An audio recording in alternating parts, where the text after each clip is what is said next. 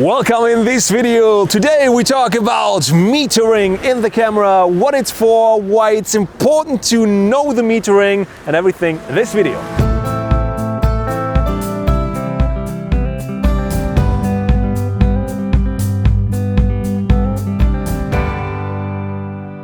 Maybe you never even heard about metering. Peter the meter.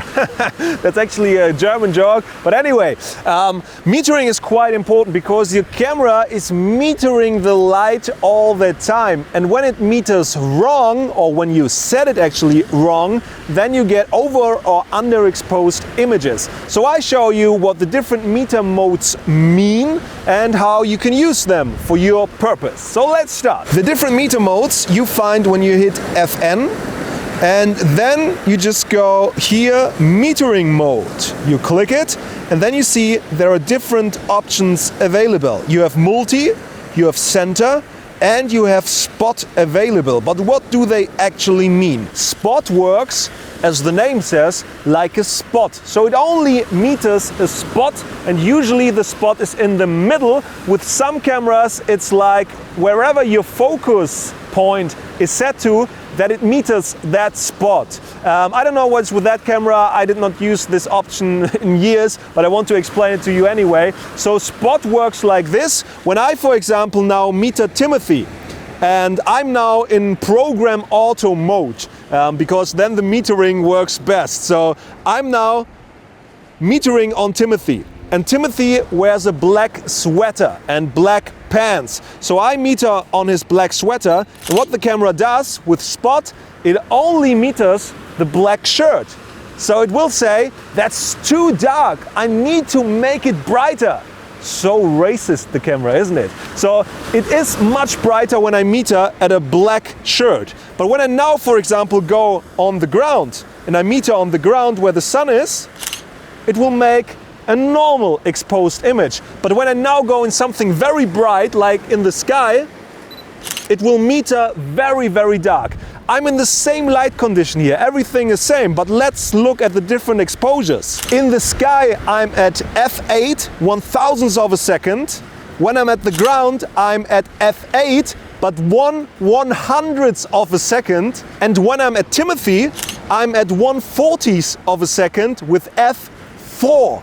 All ISO 100. So total different settings and a huge amount from bright to dark, and that can't be good. So whenever you're photographing a person with something black on or with a darker skin tone, the spot metering will always make the false thing. As well, like in a landscape scenario, it can happen that it's much too bright or only in the sky or anything. When do you use that spot mode then? Well, you can use it when you want to have very harsh contrasts. Like, let's say you have sunlight coming through a window and a person is there, and you want to only expose on the face of the person, and the whole background should be black, totally dark. Then you would use spot and spot on the person, because you only want to meter the light on the face of the person. That is correct, and the rest is only dark. Let's go on with the different meter modes. The next one is center. And center, as you can also see from the little symbols there, does the spot and the center of the image. Because usually the main subject is in the center of the image. Should not always be because of composition reasons, but it can be in the center, especially with portrait photography. So it's kind of a mix. Let's try it on Timothy again. So I meter now on Timothy, and the settings are quite different now. I meter on the ground and I meter in the sky. So right now in the total auto mode, I'm at f9, 1/250th of a second in the sky. For the ground, I'm at f8, same settings, 1/100th of a second. And when I'm on Timothy, I'm on f5 and 1/80th. So quite a fast shutter and a bit closed aperture. So it made the image a bit darker and took everything more in consideration, not only the spot of the black shirt. And now the last mode, and you might guess it already, the last metering mode is multi, and that's what I always take because it does the best in most of the situations. So you can in 99% use that metering mode. Multi does, as you can see as well from the symbol, it goes on the spot and it goes on everything else in the image. And then it says, let's make a mix of everything and just make a proper exposure. Let's try it on Timothy again. I meter now on him again. I meter on the ground and in the sky. Let's see the settings. Sky f9, 1/160 of a second. Ground f8, 1/100th of a second. So almost the same or exactly the same like with all the other metering modes in this case, but with the sky not. And now the most important part, Timothy, f8 and the same setting like with the ground. So the metering told me now, when I photograph this, take the same exposure like at the ground. And that is actually right, because this is the same situation like here. It's not different. He just has something darker on his clothes.